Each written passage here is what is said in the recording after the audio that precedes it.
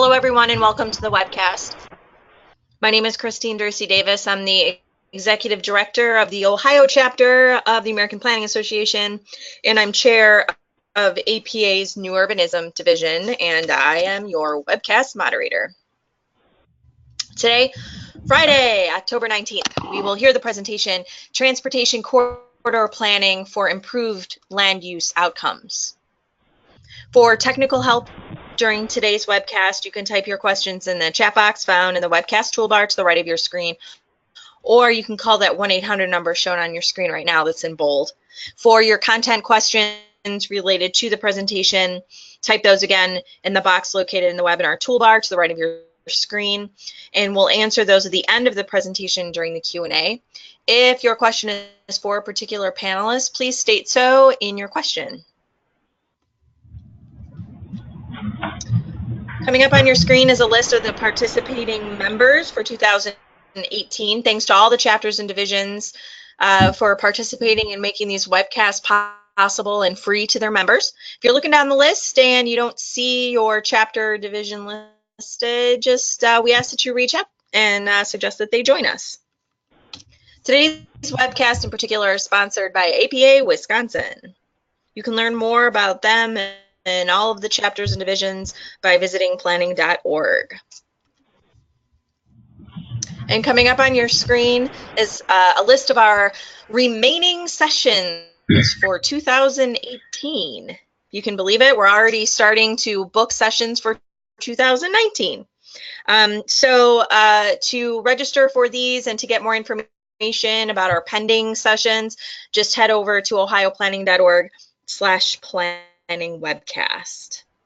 And this webcast has been approved for 1.5 CM credits for live viewing only.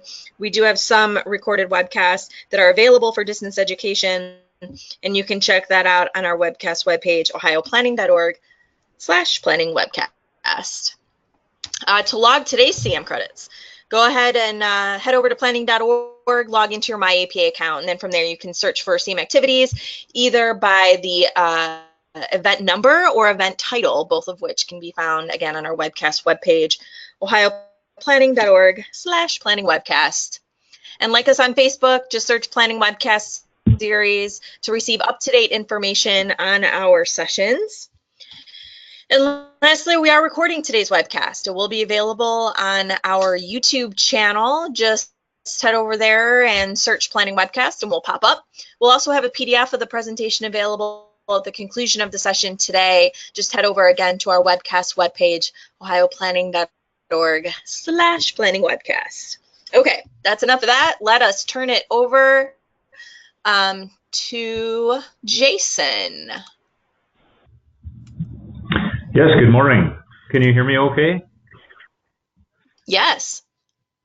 Christine, very good.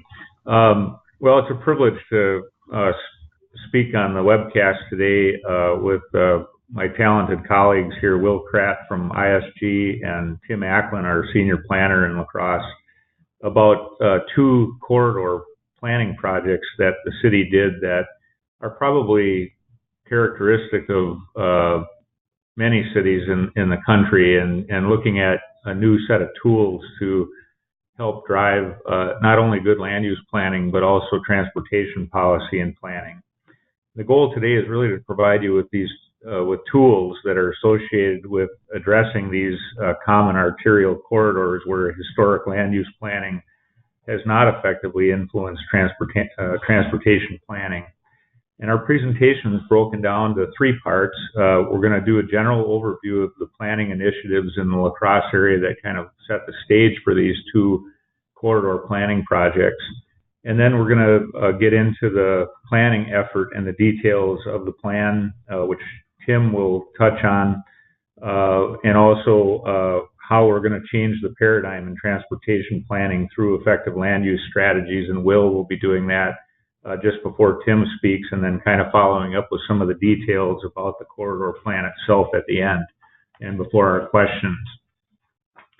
So the first thing I wanted to mention is just that in 2015, the city completed a transportation vision plan with the Tool Design Group, and it was really intended to change the way we think about transportation priorities and planning in the city, from looking from the existing or traditional way of looking to address congestion mitigation and level of service through geometric investments and the addition of more lane miles to more of a land use strategy and more of a holistic approach in using the existing grid and our land use framework. And some of this made me reflect on things that I had heard over the years, like 20 years ago or so, I read a quote from the San Francisco planner in the San Francisco newspaper when they were considering the high costs of adding more lane miles to the Golden Gate Bridge from Oakland to solve congestion issues, that in his opinion at the time, at some point, congestion needs to be self-mitigating as behaviors change when the costs of commuting lifestyle gets too high. And then, you know, we've in various staff meetings with the planning department, we've looked at some of the history of planning, and in particular the Futurama exhibit of the 1933 World's Fair, which talked about, you know, highway construction but didn't necessarily consider the full impacts of expanding highways when it was combined with Euclidean zoning and how that would ultimately affect the quality of life in the cities. But when we engage our citizens and ask what they would like to see in terms of the future of transportation and land use, a lot of the answers are beautifully natural and intuitive. The people generally desire places that are walkable, convenient, integrated, and with good design. And that seems to be ageless. We hear that both from young people and our student population to the aged. And they similarly do not like or detest the human wastelands that are sometimes created when we just design conduits for passers through or high volume traffic corridors through our city. And a lot of we also look at how do architects define city design, and typically they talk about the space between buildings as being the most critical aspect of urban design, and sometimes, of course, the way we build our roadways do not offer very good consideration of the space between buildings. So we use some approaches to gathering public information, like these word clouds, which I'm sure you've seen before, but they illustrate the intuitive desires of the city's inhabitants and why we have not placed priorities in the right places to a certain extent. And of course, the answer lies in public policy pressures, especially where strings are attached to highway improvement funding, often, you know, to look at level of service targets that are sometimes based on overzealous predictions of ex-urban growth and sometimes create the very catalyst that can expand development outside of the city. So what if our return on investment expectations were based on the word cloud that shows what people love about the City of La Crosse, the top one, and with equal consideration of environmental, social, and economic outcomes, with a keen eye on creating a sustainable urban landscape. And of course, to do this, we need, you know, a more holistic thought process and a set of metrics, and in considering the redevelopment of the aged urban landscape toward better quantitative and qualitative outcomes. And maybe some of you are thinking, well, it's easier said than done, because when we look at our cities, we have so many existing conditions that create a very complex set of constraints that are tough to retrofit. So what we started to do was we looked at different principles or guidance, and one such document that resonated with our team was the Urban Land Institute 10 Principles for Reinventing America's Suburban Strips, which talked about organizing our artery corridors into what they refer to as pulse nodes. And this is something Will Pratt will provide you with more detail on today. And I would just put in a plug for ULI. If you haven't used these 10 principle publications, they are really well written, and they're built based on or with the collaboration of planners and developers in building cities. So they provide a nice framework for cities to get this type of outside advice. So before I end and get into some of the details of the South Avenue corridor, I want to mention some of the tools that we use to address that very challenge of how do you deal with the existing framework of land use in a corridor that's well established. And what we're doing is we're taking the recommendations of the master plan, and we're creating zoning overlay districts that are to a certain extent deregulating from the standards of typical Euclidean zoning. So we're looking at creating more relief with regard to off-street parking considerations, sometimes things like maximum parking standards or administrative reductions that are allowable based on the intricacies of each development. We're putting together a great capital stack of opportunities for developers to look at these nodes and decide that not only does the regulation fit well with what I want to do, but I've got great access to capital. So we're leveraging new programs like the Opportunity Zones program, which is capital that is derived from investors that are trying to defer their capital gains liabilities. But we're also working with community-based financial institutions in bringing their capital forward, like new market tax credit capital and other tools. And then we're engaging the neighborhood associations, and Tim Acklin is going to talk a little bit more about some of the stakeholders that we've involved. We're also looking at part of our corridor is also in the floodplain, and that offers another set of tools. So we're really bringing a lot of different tools to bear, from education and awareness to regulation to financial. When we look at the corridor land use opportunities and constraints, you can see there's a lot of different issues, probably very similar to some of the cities that you're familiar with, or the corridors that you have in your cities. So a lot of these same planning principles and considerations can apply. As I said earlier, we're going to talk about two different corridors, and the South Avenue corridor is a little different than the US 53 corridor, which we're going to talk mostly about today. But I wanted to mention that the approach to both corridor planning projects were somewhat similar. Where South Avenue is a little bit different, it was initiated by a planned Department of Transportation project. It's about a mile long. It has a very constrained right-of-way area because of private investment right up to the right-of-way line, and it's bookended by a major medical institution, but it has a lot of the same types of characteristics along the corridor, with a somewhat disorderly land use pattern that brings about opportunities for better planning. So with that introduction, I'm going to turn it over to Tim Acklin, who is now going to, or actually to Will Kratt, who is going to talk about the city consultant and DOT relations. Thanks, Jason. So this part here is going to focus, again, primarily on the Highway 53 corridor, how we went about it, and some of the details that came out. So as Jason mentioned, there's a bit of a relationship here and a history with the Wisconsin DOT and the City of La Crosse.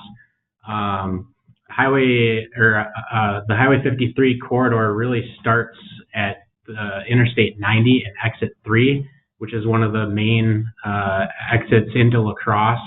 Highway 53 also is a major corridor between La Crosse, which is the region's employment center, with two large healthcare institutions, 3 higher ed institutions, and a booming job market downtown, with some of the bedroom communities to the north. So it's a high volume corridor, both for people that live in the region and visitors to the region.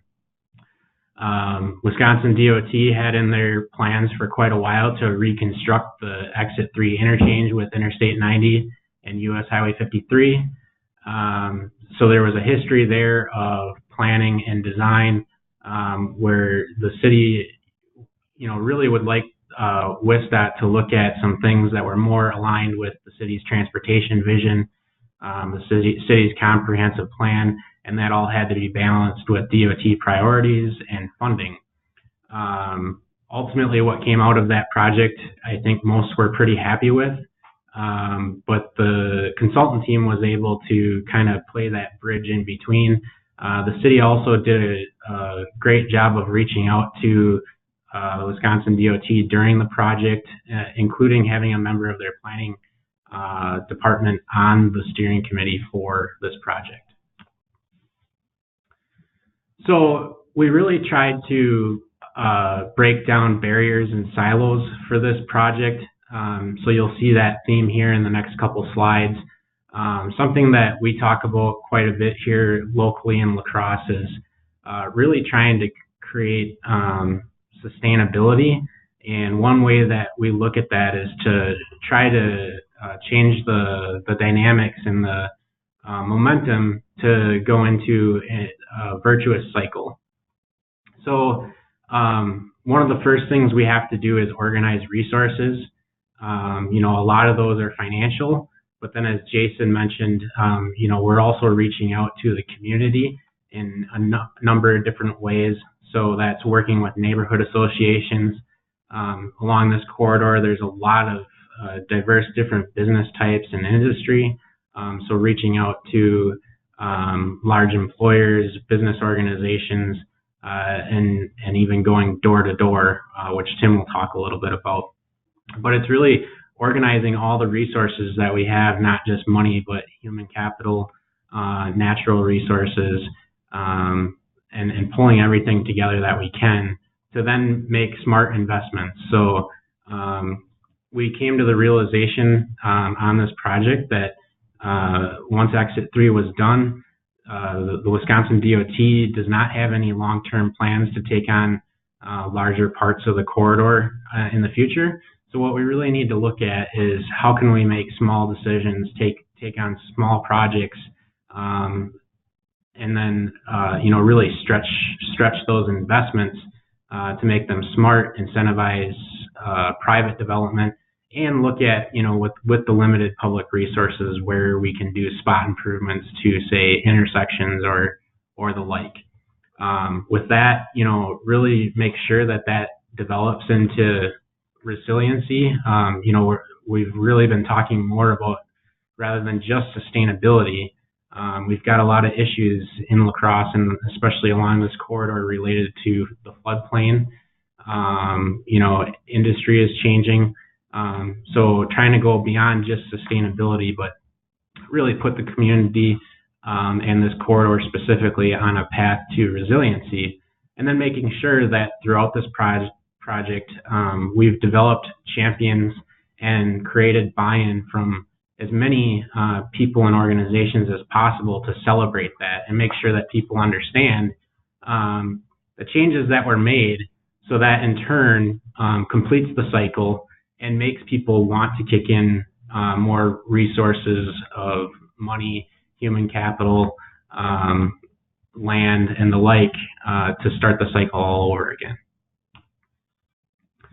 Another triad that we looked at was land use, transportation, and parking. And I'm sure many in the planning community are familiar with the fact that often these three things are not talked about comprehensively. It's fairly easy to take on maybe one or two at a time, but really they're completely interrelated, and one affects the other two. So that's something that we really tried to break down those barriers. It may or may not be true, but DOTs are often criticized for just looking at transportation, and often planning departments and developers and city councils who are charged with zoning issues sometimes don't understand the land use decisions and parking requirements that are within their zoning codes, kind of make the bed, if you will, and create some of those transportation problems. So throughout the process, we really tried to keep all three in mind when we were analyzing the current corridor, and taking comments from people on what they'd like to see in the future on how each of the three affects the other two. We also looked at the issues of induced demand and transit-oriented development. La Crosse is a city of about 52,000 people, and our metro area is about 130 or so. So we don't have things such as light rail or bus rapid transit at this time. However, we do have a municipal transit system that goes to other communities. So we wanted to look at what transportation-oriented development would look like on our scale. To our benefit, La Crosse is a very skinny city that stretches pretty far north to south in the Mississippi River Valley. So that lends itself to these types of corridor planning projects fairly well.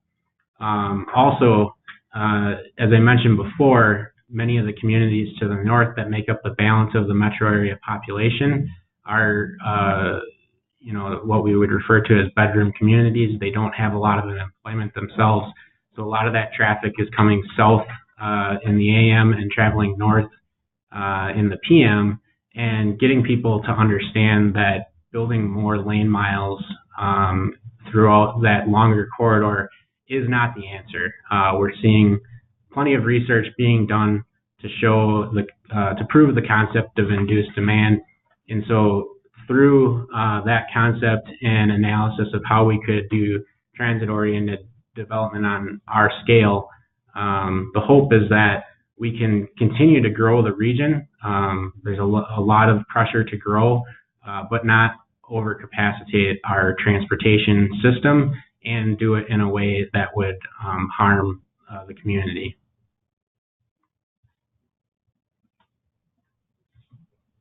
Now I'll hand it off to Tim, and he'll talk a little bit more about the community and some specifics from the Highway 53 corridor project. Thanks, Will. So a little bit about La Crosse. La Crosse is located in western Wisconsin. As Will said, a little over 50,000 population. It's really located in a valley, Mississippi River to the west, and a lot of scenic bluffland to the east. And we're an old historic river town. Early fur trading settlement was established near our three rivers, which is Mississippi, Black, and La Crosse rivers, where they converge. Later it became a railroad hub and a major center for lumber and the brewing industry, as well as other manufacturing, before really shifting to major education to medical centers in our region. And we're pretty proud of our Mark Twain quote we have there. So I always put that in any of our presentations, that he was here and he had a lot of great things to say about La Crosse. So, La Crosse also is located immediately south of Exit 3 on Interstate 90 and exits onto US Highway 53. US Highway 53 runs north-south through La Crosse. It's one of three major arterials through our city. It's pretty important. It's about 30,000 cars plus a day. It's a designated freight route. It is a designated Great River Road scenic byway, and it does connect to the Great River State Bike Trail that essentially is a bike trail across most of the state. It's a primary route to our major regional medical center, our universities, our event center, and of course our downtown commercial historic district, which is our largest commercial national register district in the state, I might add. So this corridor is really a major gateway into our city.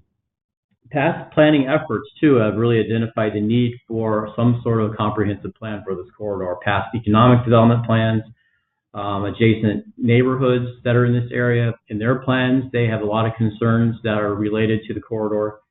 And we really, too, a number of years ago, we had a first impression study that the city participated in. And we had a lot of individuals from Oshkosh, Wisconsin, attend our city. And really, there was a whole list of criteria they had to evaluate and visiting it, wayfinding, their first impression. It was really them that never been here before, and they were supposed to tell us kind of their first impressions. And a lot of the things that came out of that plan were not very positive on this particular gateway into our city and this corridor. So that was also adding to the fact that we needed to address this corridor in some way. And then really kind of what spurred us being able to really move forward with the planning effort was the DOT's reconstruction project of our interstate exits and the off-ramps. And at this particular exit, they also did a lot of work on the highway itself, and they added some extra lanes, and they ended up closing actually access to a lot of the nearby businesses and making it a little harder to get to them. And so that was, and because we as a city didn't really have a good plan or old plans, our comprehensive plan had addressed that area in some fashion, but it was pretty outdated. We had as a city very little tools to try to change it, try to get more what we wanted or have a voice. And so we wanted to have a plan too that really addressed any future, if there was any future development of the rest of the highway, we wanted to have a plan in place. We wanted to have a plan that would include land use along the whole corridor. We wanted to have a plan that addressed transportation, multimodal, all different types, whether it be transit or cars or bikes or pedestrians. We wanted to have an environmental component. We wanted to have a redevelopment component. We really wanted to address the rest of the corridor all the way down. So we concluded a boundary that really stretched the entire section of Highway 53 from the exit down to the La Crosse River, which is just north of our downtown. We wanted to include all the land from the corridor west to the Black River, and which is primarily a mix of businesses and recreation, and the businesses include anything from commercial, retail, office to industrial. And then we also wanted to include to the east about a couple blocks of residential that stretched into the neighborhoods. And La Crosse is kind of unique anyway. La Crosse River is sort of a dividing line between what we refer to as north side La Crosse and south side La Crosse. And that really kind of goes back to the historic, the history of La Crosse. The north side used to actually be called the village of North La Crosse before it was annexed into the city and made part of the city. But the north side of La Crosse is historically the working class community. They were the ones that worked the lumber mills and worked the breweries and things of that nature. And you can still argue that it's still the proud working class of today.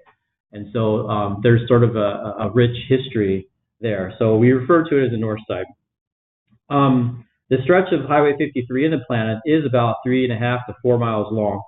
It does include portions of 2 neighborhood associations, 3 of our parks, an existing TIF district, our Amtrak station, the old historic Main Street for what was the village of North La Crosse. And again, as I mentioned, a large mix of uses from residential, all different types of densities, to industrial, commercial, office, you name it. And also it includes a former mobile oil brownfield site that has been since cleaned up.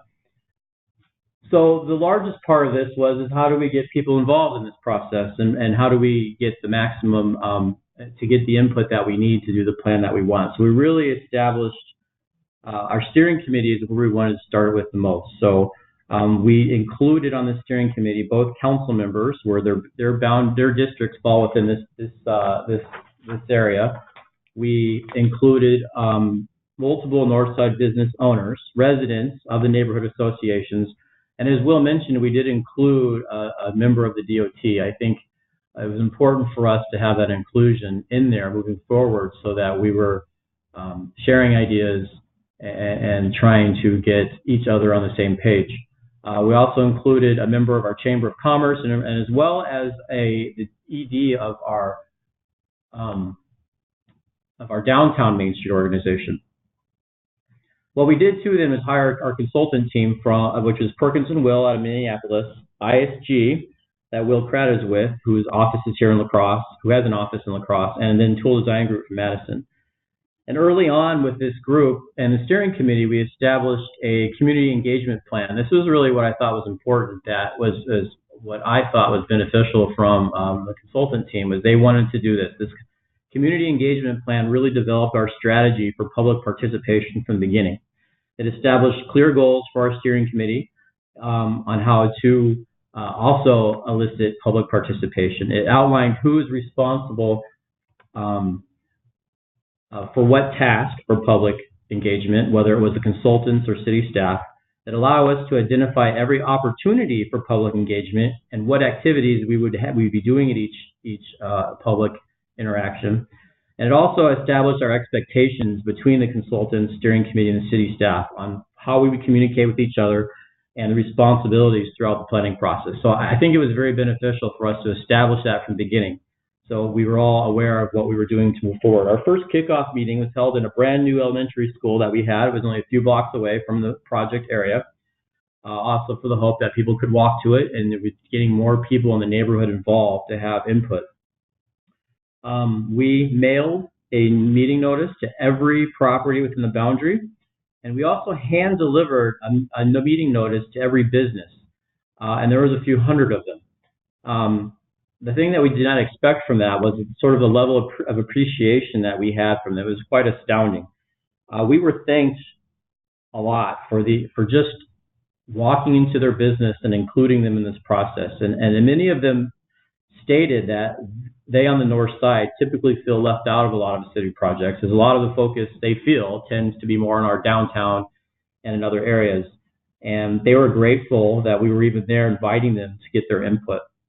This was kind of fairly educational for us as city staff to kind of open our eyes more to this issue. And the other interesting thing was it allowed for us to become more familiar with all the businesses that we had on our north side and what they do. And it was particularly helpful for our economic development planner, because she was a few months hired on the new job, and it really got her involved in learning more about all the businesses that we had. So it was pretty beneficial for that.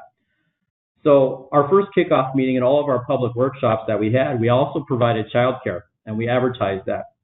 And what we did was we partnered with a nearby high school, our nearby high school that was also on the north side, and their Honor Society students. And part of their requirements to be part of the Honor Society, to be an Honor Society student, is to volunteer in the community for a certain number of hours during high school. And this was a way for them to earn some of those hours. And so since we were in the elementary school, we were able to also reserve the gym for them all to be in. So that was fairly successful. Then the funny part was one of the public meetings we were in, we were not able to get students for that, and our planning director filled in, had to watch them all, and he was toast after the first half hour because they wore him out, but he had fun. But over the course of this planning process, we held 13 public steering committees. We held 28 stakeholder meetings, which included businesses, neighborhoods, government officials, transportation agencies, so forth. And the interesting thing we did with our business community meetings is we actually scheduled 8 different meetings over 3 days at 6 businesses that were within the boundary to accommodate their work schedule. We knew during the day or evenings it might be hard for people to attend, so we were trying to make opportunities for them to be engaged by having a meeting that was within, either a 5-minute walk, 10-minute, whatever it was, that they could do with their lunch hour and so forth. So we scheduled them up in different places all along the corridor to give them the opportunity to attend and be a part of the conversation. We held 4 public community workshops. And what was interesting was that about the second public workshop, we had a number of individuals start questioning our consultant from Minneapolis as to why they should listen to him. He doesn't live here. What does he know? Etc. And so despite our efforts to convince them otherwise, we did have to switch to actually Will here from ISG. He lives in La Crosse, and their office is here to start facilitating these meetings. So it was a little discouraging, but it seemed to alleviate that issue. And I'm sure other people have been, that's happened to them as well. So but it seemed, though, that helped. And then also what we did for community engagement was we held several pop-up events. And this was kind of new to us, but it was something that Will had brought to the table. And it was just ways to hold various other city events to solicit input, excitement, participation, just awareness of this project and how they can be included. So we also had a great relationship with our media. So we had constant TV, radio, newspaper coverage, had a great website that had everything noticed, and every piece of information that was presented at any of the public meetings was located on there for transparency. And the only thing I think we were kind of short on, at least from the city point, though other people helped, was the social media aspect. That is one thing I think we are behind in terms of the city for public participation, is a social media aspect. but we do have other outside sources that do try to help us with that. So that was probably the only I think, less constructive thing that we could use to have public participation. But as a result of all of that, we were able to collect a tremendous amount of feedback. And again, we were constantly thanked for their inclusion in this process and for listening to them. And I want to stress that more because it was a little bit, we don't usually get that. So it was kind of astounding for us. But biggest thing that we had heard a lot too had to do with the rest of the road. Because of what DOT had done, and they did add an extra lane and kind of widened it a little bit up near the interstate, the largest concern people had was widening of the rest of the highway all the way down. They were concerned of that being an issue. They were, concerned about the amount of traffic. They were concerned about being able to safely cross the street from the residential neighborhoods in certain places, even where there was lighted and controlled intersections. It was still daunting. We had a lot of information on redevelopment sites, and then when we marked them on maps, we also had to address those that were concerned about their property potentially being bulldozed. So we had to address that as well, that Will might be able to go into. The kind of more interesting thing, though, was from a lot of our hotel owners that were closest to the exit. Exit 3 seemed to have the most attention. We have an old, aging shopping center from the 80s, I believe, and a lot of the description was tired, decrepit, vacant.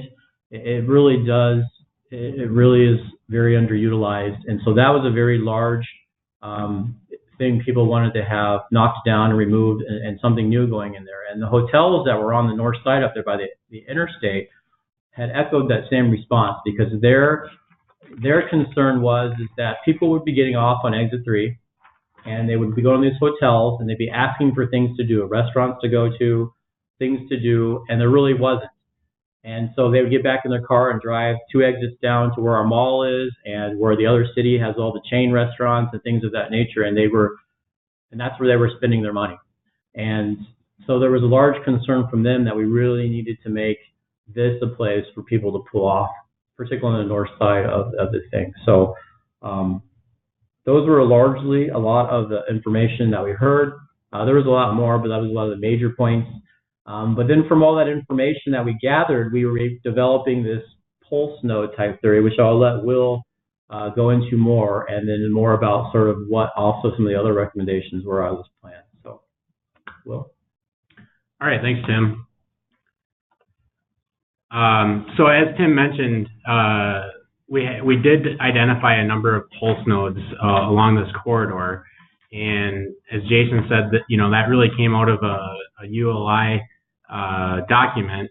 And although locals would consider the north side and Highway 53 to be highly urbanized, especially for our part of the country, it really did apply to the principle of a suburban strip.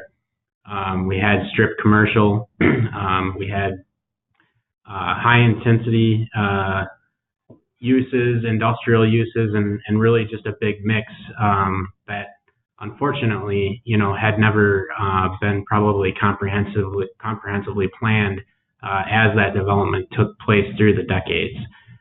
So this principle of pulse nodes, what it does is it looks at high intensity mixed use land types throughout the corridor, but then it's really concentrating some of the energy for that redevelopment into a handful of corridor intersections. These are often crossroads, high volume traffic intersections that naturally have some higher density development historically happening, but how can we do it better? And then also, as you see, it's important to make sure that you don't forget about the areas in between each node. And so those need to be linked by a continuous transportation corridor, which, as we mentioned before, with La Crosse's long north-south primary arterials, this corridor planning area lent itself very well to that. And then we're looking at different levels of activity. So I'll get into the details of each of the 4 that we're showing here. But they all have their different characteristics. Some are maybe more high intensity than others. And it really creates that feeling that Jason was looking for throughout the project, of a kind of active discovery as you're going through these different districts from Interstate 90 to our historic downtown. Other things that pulse nodes do, they promote pedestrian activity and business vitality by really, focusing on those things within the pulse nodes and making sure that it's easily connected. They're easily connected to each other and the neighborhoods. Again, that's why Tim mentioned that the planning boundary wasn't just the highway itself. We also looked at that transition into the neighborhoods. Creates a rhythm to development, again, with distinct areas. So going from higher intensity to the spaces in between to higher intensity again. And then ultimately what we're trying to achieve is a greater sense of place throughout the corridor. So the first pulse node that we looked at was very near the exit 3 interchange. And what we had there was a pretty tired strip mall that still exists today. Not a lot of investment has gone into it recently.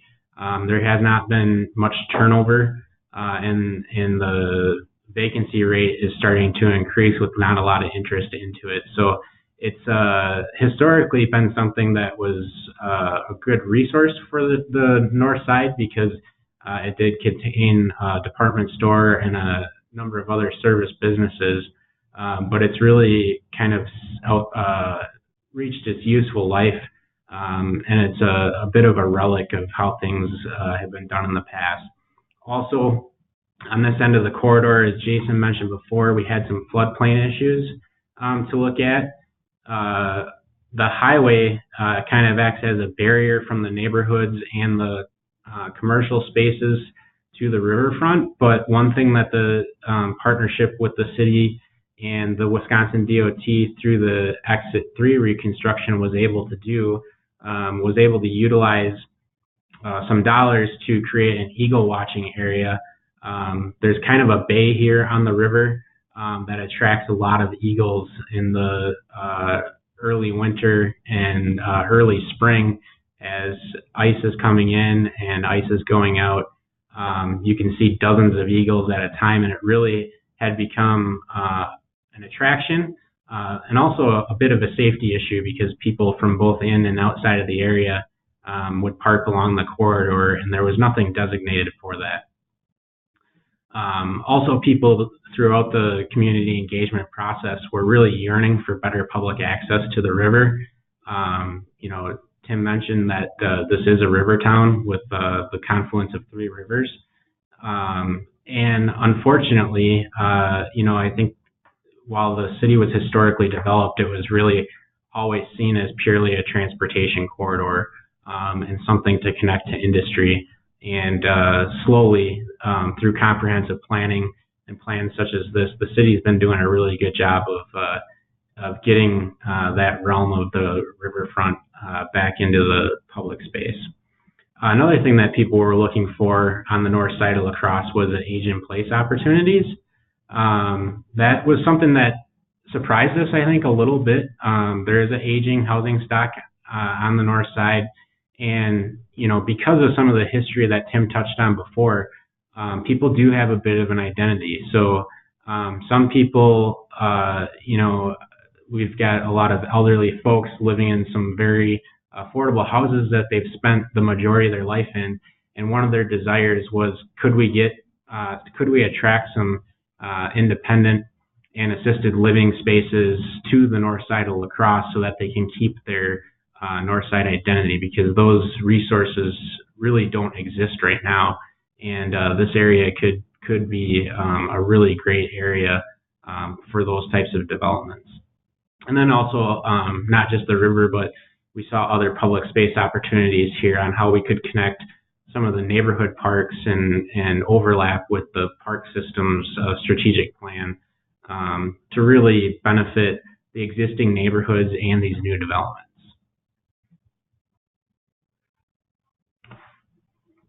Yeah. Okay. Pulse Node B. This is an interesting one because there's a very large warehouse near Pulse Node B that really doesn't look like much from the outside, but the owners have invested quite a bit of money in it recently with refrigeration equipment. So it's something that a lot of people in the community maybe didn't understand. They can't understand, how it cash flows or how it brings value to the community. But those in industry knew very well that although it's very worn on the outside and it's a bit of an eyesore for people coming into our beautiful downtown, it really serves a purpose for now and is not something that could be easily moved to a different part of the city. Also, we have a mobile home park in this area. And with community engagement, that was something that was very interesting. We got heavy participation from the residents of the mobile home park for a number of reasons. Some misconceptions that their area specifically was being targeted, but I think it was also an opportunity to create some awareness with those folks of what it does mean long term.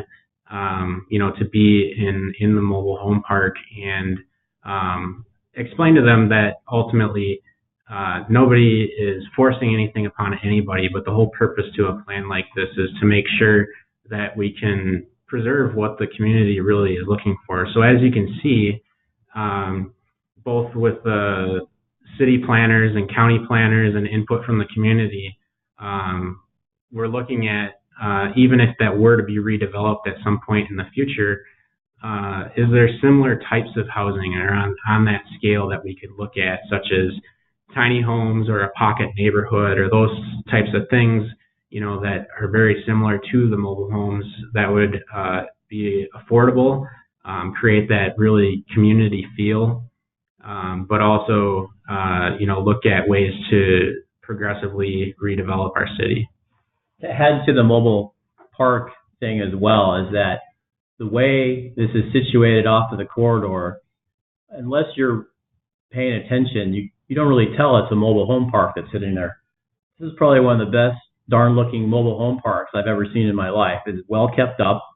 The other interesting part is that some of the mobile homes that you'll find there are probably some of the most earliest examples of this type of housing. And so as we were doing our historic survey for the city and updating it to go to the 50s to the 70s, this particular type of mobile home park was sort of evaluated as an example of this style of home and architecture, which is mind-blowing in its ways, because I don't know if people are really kind of considering mobile home parks as historic buildings, but the fact that you could just tell by the shape, it's just a very interesting sort of rare type of mobile home park, which isn't added to the, have you seen our mobile home park? Why is it going to come on? Why do you have it for being demolished? And then, of course, we had to try to explain, like Will said, that was not the case. So just wanted to throw that in there. Pulse Node C, as you can tell here, by the way that we indicated development throughout this plan, it's not a pulse node where we were looking at a lot of high intensity redevelopment. It's kind of a very unique area. Tim had mentioned before that we do have essentially a historic downtown just east of the corridor boundary here, but we included that in all of our planning and recommendations for this pulse node.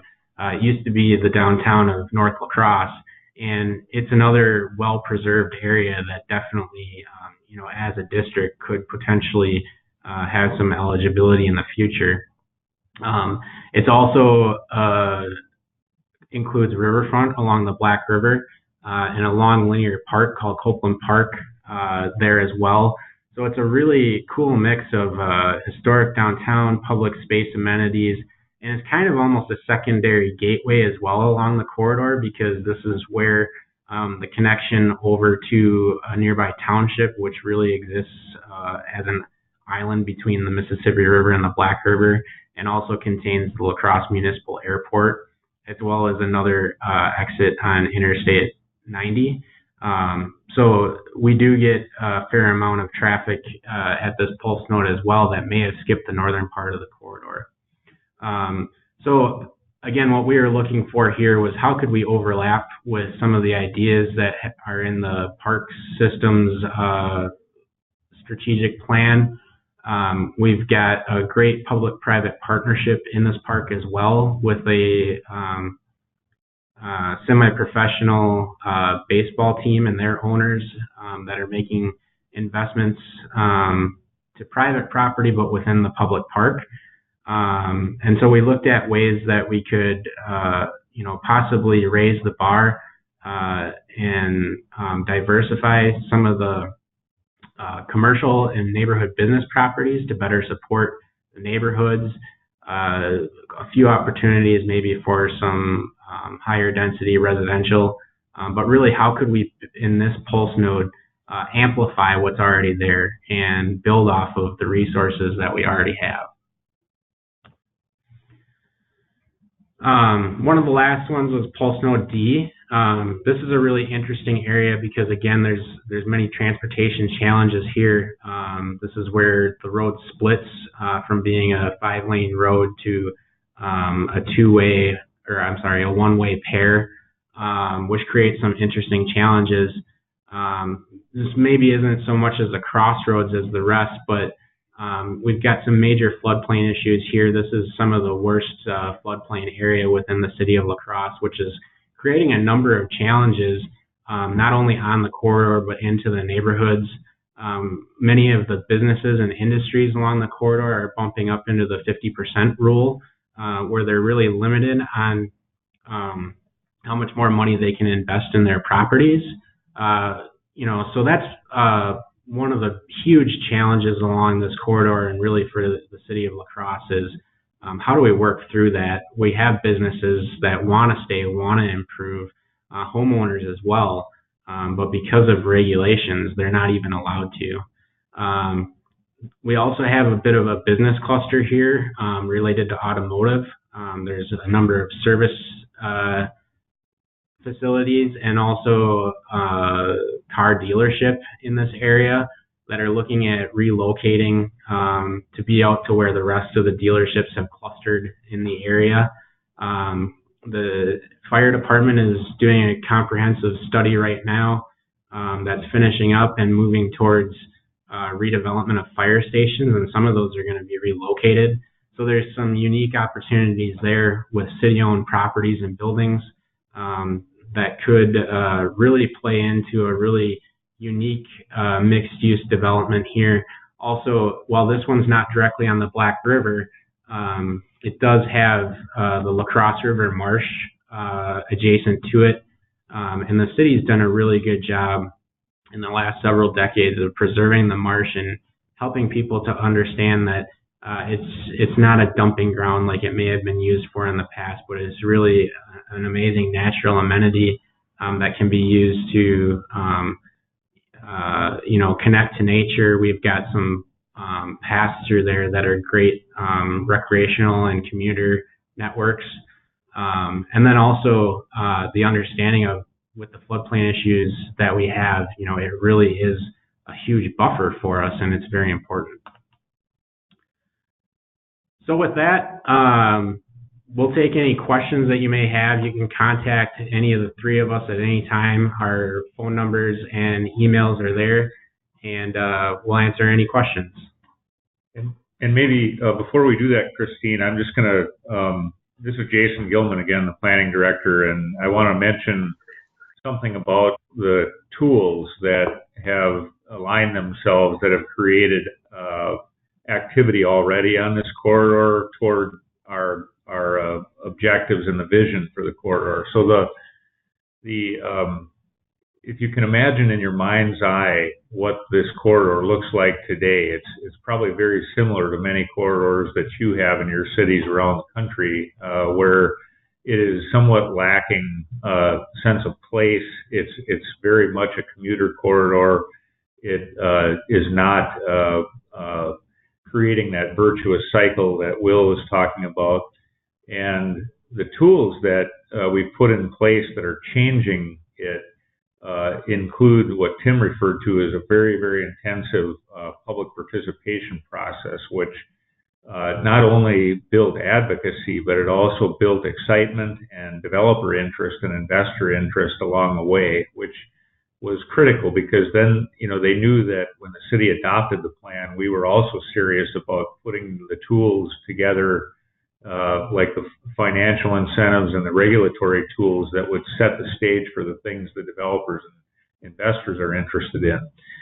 So again, in your mind's eye, when you can consider sort of the placelessness of a long corridor that has just a lot of through traffic to one that is a collection of these pulse nodes that offer somewhat of an urban design technique that is somewhat old in this country, and that is to create a sense of excitement and anticipation as you're moving through the corridor as a gateway corridor into our downtown and throughout the city, that each one of these sort of unique and eclectic nodes redevelops into what John Nolan, the famous landscape architect and planner, referred to as neighborhood centers, which in fact John Nolan actually had a history in La Crosse, Wisconsin. So you can imagine moving through these sort of eclectic nodes, and then in between the nodes, higher density or mixed density housing that creates that virtuous cycle of allowing transit to invest more with more convenient, more frequent service, and then in response to that, of course, we get investors that are interested in putting more housing along the corridor. But the housing in between the nodes has less conflict or interruption points on the corridor, which allows traffic to flow easier between the nodes. But as you reach the nodes, they become almost a traffic calming type of environment in themselves, but one that you're enjoying the city, and it's more of a walkable, bikeable type of environment. So that's what we're starting to see now with that very intensive public participation process and the skills that our consulting team brought forward in evaluating these node opportunities, is that each of these nodes has their own characteristics. Will mentioned the aging strip center of the northernmost one, the warehouse area of the next one, which also happens to be a brownfield site with a old industry that had some water contamination, volatile organic compounds, which allows us to access capital that is somewhat unique to that type of redevelopment opportunity. And then the next one where we've got floodplain issues, and we can access capital for that is unique to that challenge and redevelopment. And we really put together a very unique set of tools that addresses each of these nodes independently. And then we do that in cooperation with the development community, which we've been having roundtables with developers. So just in summary, I wanted to let the listeners know that we've got investors that are already buying property in the northernmost node, and we've got a meeting coming up with those investors to talk about the collective opportunities to get that work done. We also, the owner of the strip center has made it clear to the city that they are interested in selling that. It's about a 15-acre site, and right behind it is about a 3-acre park, which we can add value to the redevelopment by reconfiguring the park.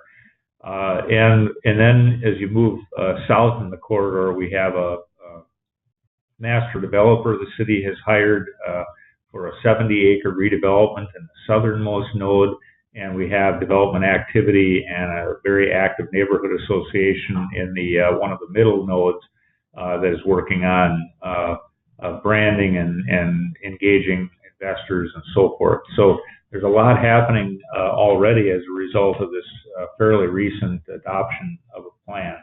And if you think back to that idea of how is this transformational, and how do these tools ultimately result in a much different experience, you can kind of start to visualize how these pulse nodes are actually enhancing that corridor and allowing the city to have very good environmental, economic, and social outcomes as a result.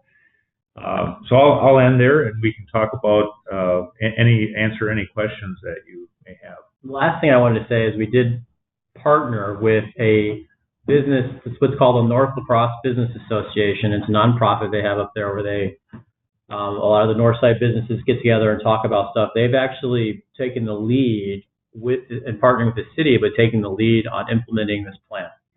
And we thought that it would be better to be implemented by somebody outside the city where we can partner with them. And so they've taken the lead. We actually got some capital budget money for next year, pretty large allocation to help kind of do the low-hanging fruit. So there'll be a lot of streetscaping and aesthetic improvements that we're going to do with street lighting, benches, waste baskets, and things of that nature. So we're really taking sort of the fact too is that also means the council has sort of recognized the need for this plan and the importance of it, and has agreed to dedicate resources to help start implementing it. So thank you. Okay, great. Let's go ahead and jump into some questions. First one, Will, the pamphlets in the very beginning of the presentation, were they from ULI? Where can we get these? The 10 Principles for Revitalizing America's Suburban Strips is part of a whole series of 10 principles documents that the Urban Land Institute puts out. ULI.org website, there's a tab that has access to their publications, and some of these are free. I believe some of them you might have to purchase, but I think you can get the digital copy right on ULI's website. Okay, thank you.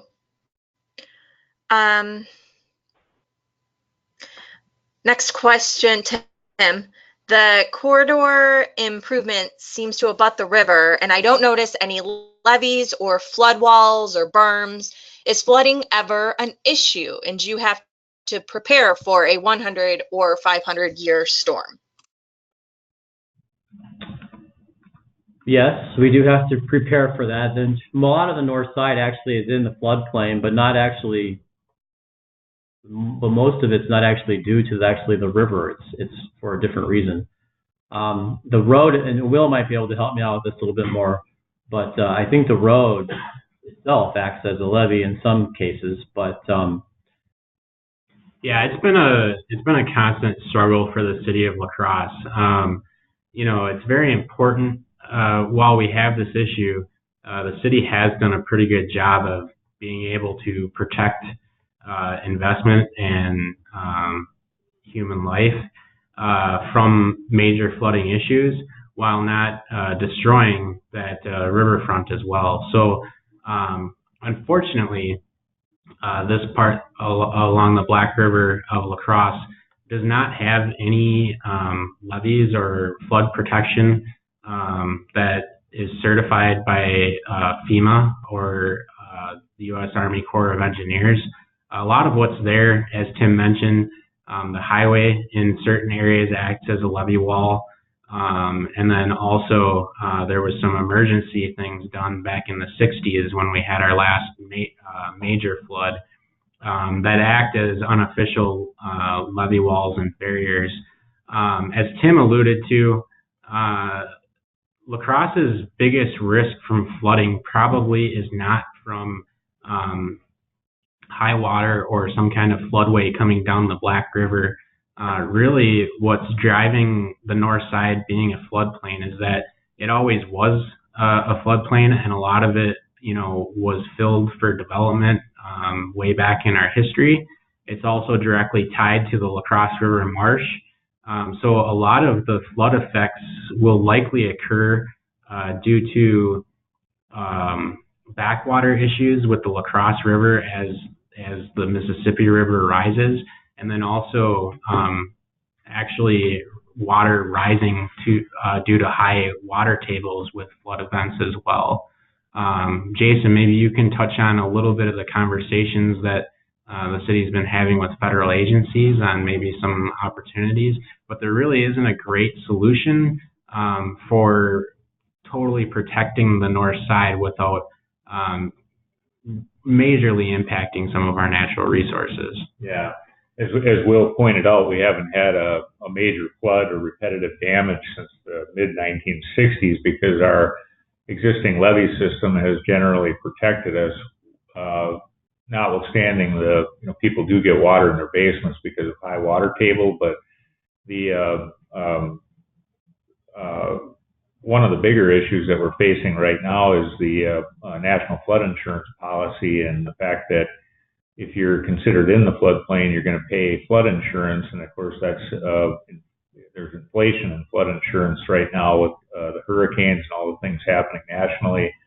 And so we're working with our federal legislators, principally Congressman Kine's office, to look at ways that we can address these areas that should be redeveloped because they're so low in the floodplain that the infrastructure is too low and the housing is too low, and it's just not cost effective to raise the homes one at a time. And we're working on a flood hazard mitigation plan that will also leverage federal resources like pre-disaster relief aid to help us also target some of these redevelopment areas on the corridor and redevelop them in a more resilient way and beyond the flood protection elevation. And one thing I'll just touch on there as well is, we mentioned, Jason just said it, and throughout the planning process, we focused on resiliency. And one really eye-opening conversation that Tim and I had during the engagement process was a discussion with the Wisconsin DNR floodplain specialist and the U.S. Army Corps of Engineers. And when we talk about 100-year and 500-year floodplains, those are benchmarks, and for obvious reasons, we need to tie certain regulations and other things to those benchmarks. But they really, encourage us to look at what is the risk tolerance here in our community, because those models, get more and more accurate all the time. But sometimes they are not. And is 100 years enough for your community if you're really looking at resiliency? Floods are getting worse. Rainfall events are getting more intense. So when we're planning for development that might last the next 50 to 100 years, sometimes should we even be looking at those benchmarks, or do we need to have a bigger conversation within the community over what our risk tolerances are? I think too, be that as we did evaluate as part of this plan though what tools that we could provide as a city to those redevelopment areas though that would have to come out of the floodplain. So a lot of the newer development, some of them had to raise themselves up and do flood proofing measures. The 70-acre brownfield site that we are currently working with, 30 acres of it is developable. We actually had to put 30 acres of fill in there. No, that's not right. We had to put fill in the 30 acres to raise it up. And then there's other properties around there that are clearly in what Will had mentioned earlier. They're not allowed to invest anymore in it because it's in the floodplain. So those are other redevelopment opportunities that we as a city have had to figure out what financial resources we can provide or incentivize with to make them attractive for people to redevelop so that we can raise it up and make it to a higher and better use. So hopefully that answered your question. Great, thank you. This question, or more of a comment, but also a question, kind of popped up a couple times now. There are some really good graphics that you guys have. Who does your graphics? Well, that was a combination of the consultant team, but here at ISG, we've got quite a large investment, both into our GIS capabilities. We've got a strong landscape architecture component to our company, as well as visualization specialists. So, and they're often integrated with our marketing team as well. So it's something that is definitely a focus here at ISG.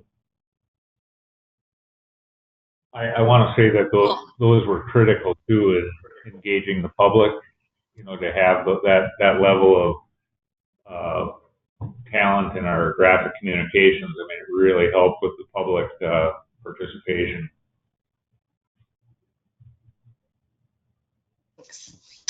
Okay, next question. I noticed that the Amtrak station for La Crosse is located on the edge of the corridor. What was the significance of the station to the corridor and the overall plan?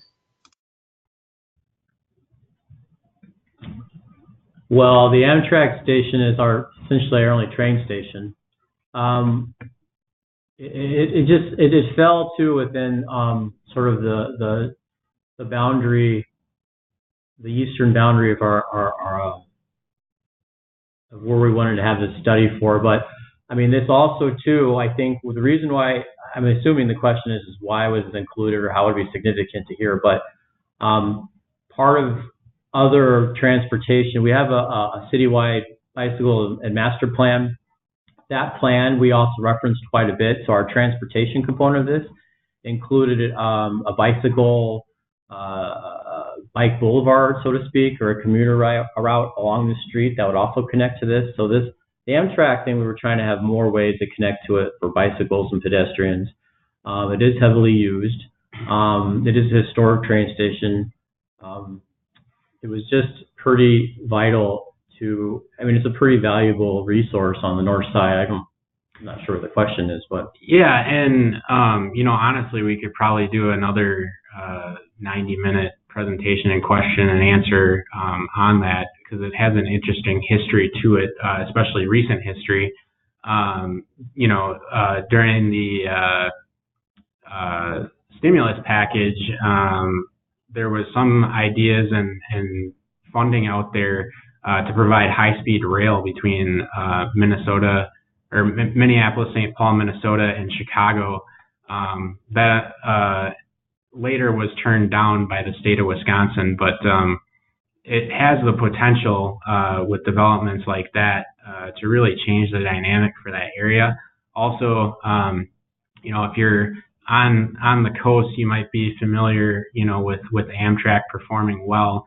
We're on the Empire Builder Amtrak route, but the tracks are owned by Canadian Pacific. And it really, the Empire Builder route is vital transportation piece for a lot of people in the area. It really, although it's not always reliable, it's an economic way to connect to those two metro areas and to the rest of the country. We have a lot of Amish population and others that use this as their primary route of transportation for getting to those areas. And now, through a partnership with the states, Amtrak is looking at possibly adding a second train to that route. So it's interesting because, it's kind of always been left on the vine to die, but there's things that are popping up.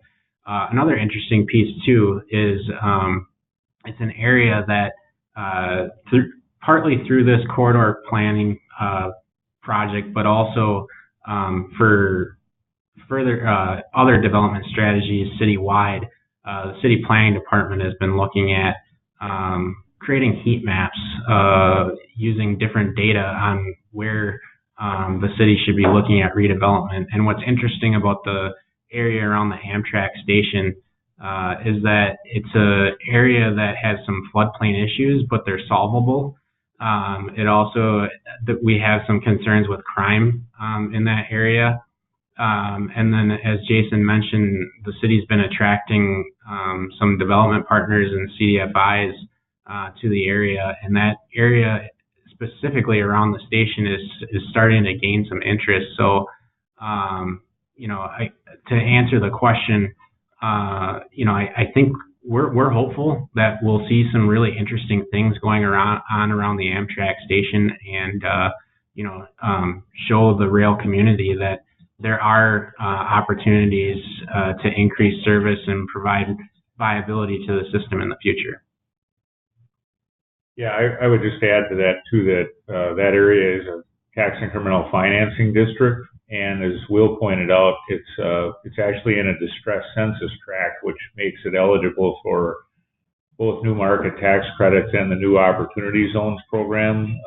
So the Amtrak depot is really a kind of a catalytic piece of infrastructure from which I think the developers are starting to take notice, given all these other tools to invest around it, and it was part of one of the nodes, which is something that we already have a local brewery that is looking at a major investment very close to it as part of that node area that will have a tasting room and a 1,000-seat music venue and a variety of other things. So the area is really gaining a lot of interest and activity. Okay, thanks. Next question. What changes or amendments had to be or have been adopted in the city zoning code and comp plan in order to successfully implement this plan?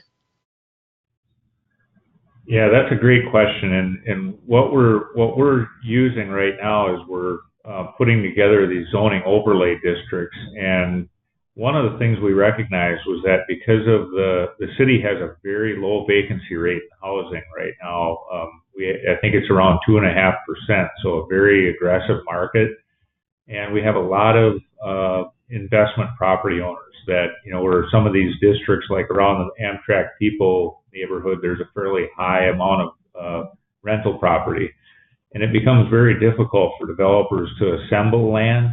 So one of the things that we've looked at is how can this overlay district actually empower developers to be able to negotiate up a little bit to help them assemble land for redevelopment. And a couple ways of doing that. One is to alleviate the off-street parking requirement, which then they can use more of the land for higher densities and have better economic outcomes, and therefore they can negotiate up to, for a holdout or somebody that is cash flowing a property that may not be all that motivated to sell.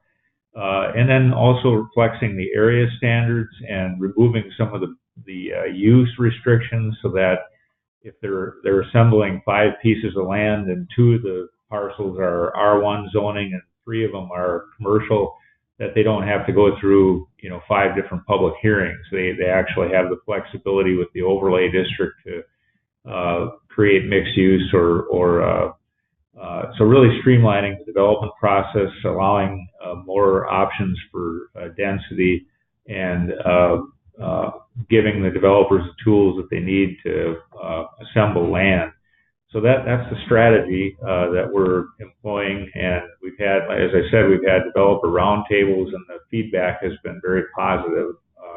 And we're also meeting with the neighborhood associations, and they've expressed interest in the concept as well.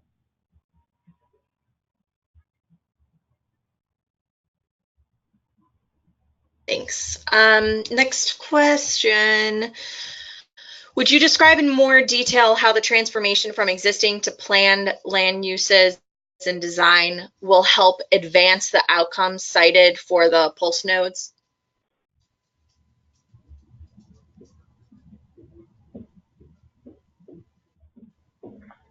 Yeah,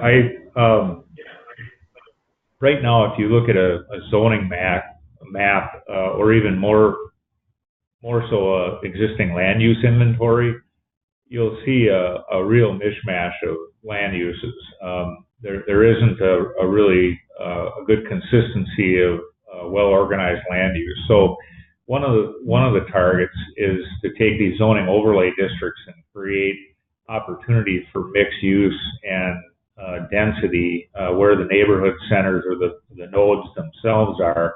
And then the second piece is really looking at the corridor in between the nodes and looking at where are the inhibitors to creating the virtuous cycle that Will Pratt was talking about, and actually fostering more housing investment, not only to deal with our housing shortage, but also to create a sustainable transit corridor and create a captive audience of people that will, walk and bike around these neighborhood centers.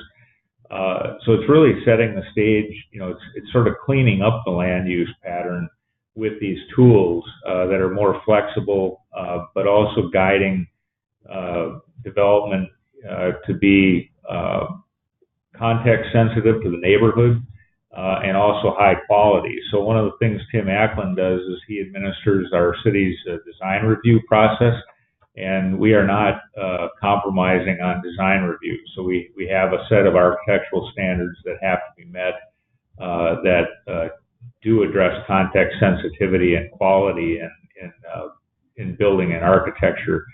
So that I guess is how I would characterize it. But Will, if you and Tim have any thoughts on that? You did fantastic. Yeah, I think that's accurate. Some of the recommendations in the plan, again, kind of going back to that resiliency piece. If we're too strict in our informal and formal policies, it makes it pretty hard to do that. So a lot of the recommendations, weren't specific as this should be this type of land use and this should be that type of land use. I think the city's taking the right path by looking at these overlay districts to create flexible and adaptable policies for developers that'll encourage the outcomes that we're looking for. So, that was the take, I guess, that the consultant team thought would be a good recommendation to the city, and the city is following through with that. Thanks. Okay, so you mentioned a master developer project on the south side of the corridor. We have a couple of people asking you to talk a little bit more about that.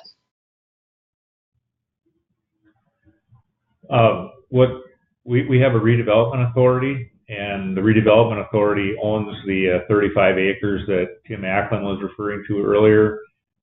They use a RFEI process, which is different than an RFP process. It's a request for expressions of interest, so it's a non-prescriptive way of figuring out what the market interest is on a piece of redevelopment land. We cast a wide net from Chicago up to Minneapolis, and we had 17 different master developers step forward that expressed interest in the site. What a master developer does is not build and invest on the site necessarily, but they're more of a project manager that looks at taking the guiding principles of that master plan redevelopment area and vetting investment interest so that they can serve the RDA with these options, these development options, and then carefully curating the phases of construction around those investment commitments. And that's different than, building roads and selling lots. It's a much more thoughtful and careful process in terms of reaching the goals that we have in the master plan. So we're working with Wired Development out of Milwaukee, very creative and a great group that we've had the relationship now with for about a year. Their team also includes Rinka Chung and Short Elliott Hendrickson, and to do the actual master planning phase. And then they are in the process of negotiating these investment options right now.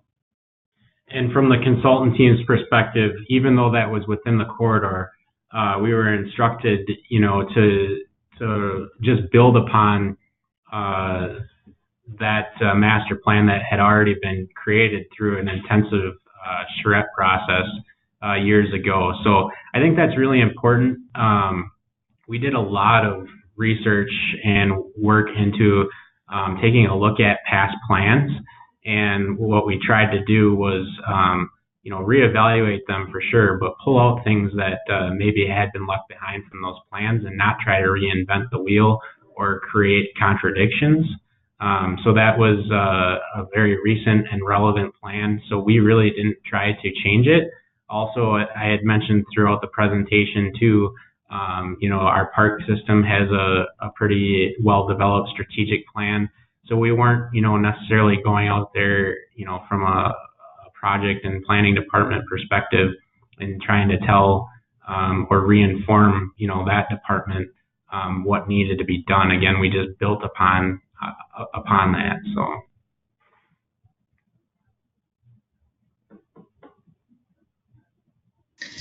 All right, I think we can take one more question. How is the city anticipating working with the DOT on upcoming road projects within the corridor?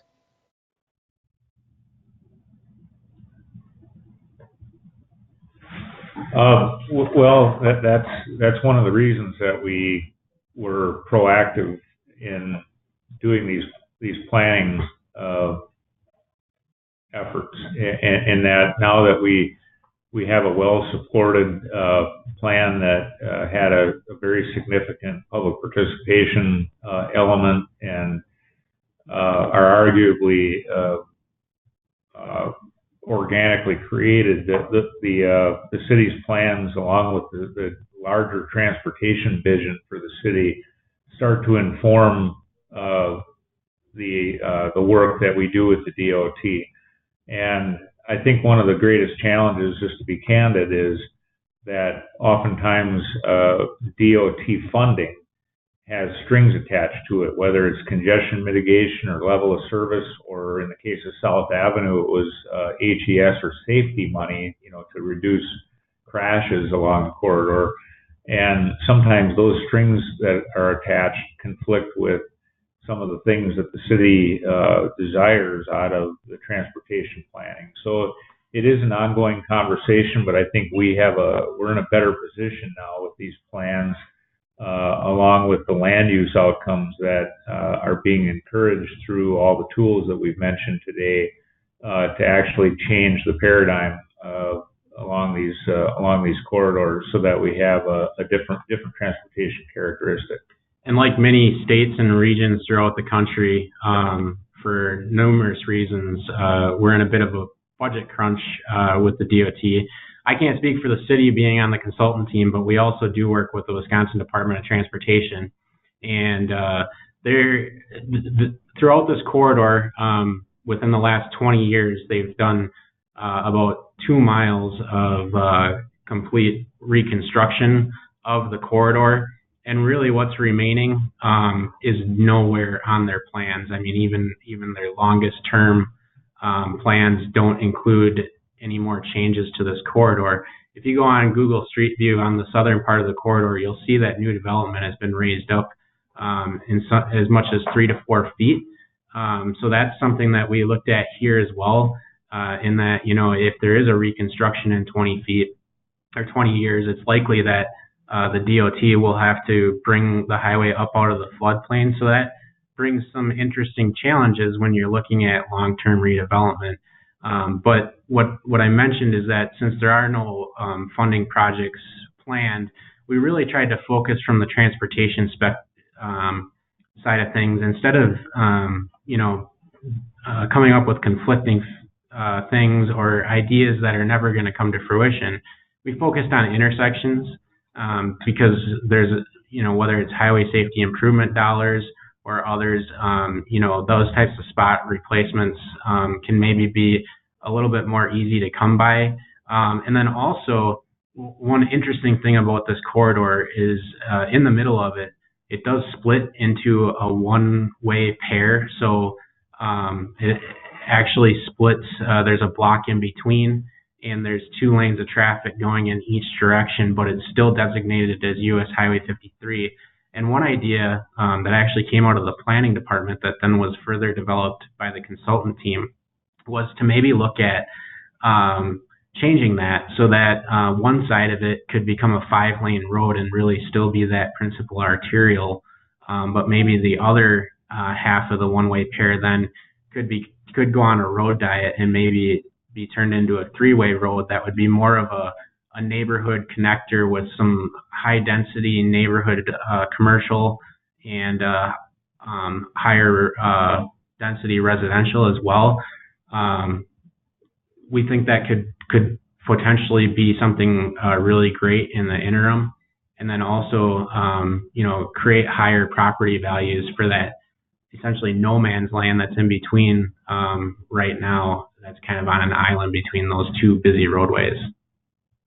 And one last thing I would mention is that we are working with the DOT to urge them to look at their environmental review process differently, instead of the traditional outcomes, to expand it into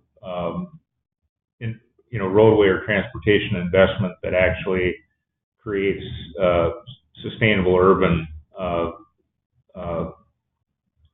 a sustainable urban landscape, one that has good economic, social, and environmental outcomes. Yeah, so our focus again has been on spot improvements in the plan, and then also ways that through simple signing and marking we could change the dynamic of the roadway without having to do right-of-way purchase or major reconstruction. I'd add too that we actually had somebody from the DOT on our steering committee. So, with the exception of a few things that they had concerns with about what was being proposed in the plan, there was no major disagreement with what we were proposing in the plan. So, when it was adopted by the steering committee, one could assume that there was no concerns with what we were proposing if there was any future projects. So, we kind of hope that would be the case as well. So. Okay, thanks. I think we're going to wrap up here. So Jason, Will, and Tim, thank you for joining us today and talking with us. This was a great session. And everyone, have a great weekend. Don't forget to log those CM credits. And you can get all the information you need at ohioplanning.org/planning webcast. Thanks, everyone. Have a great weekend. Thank you.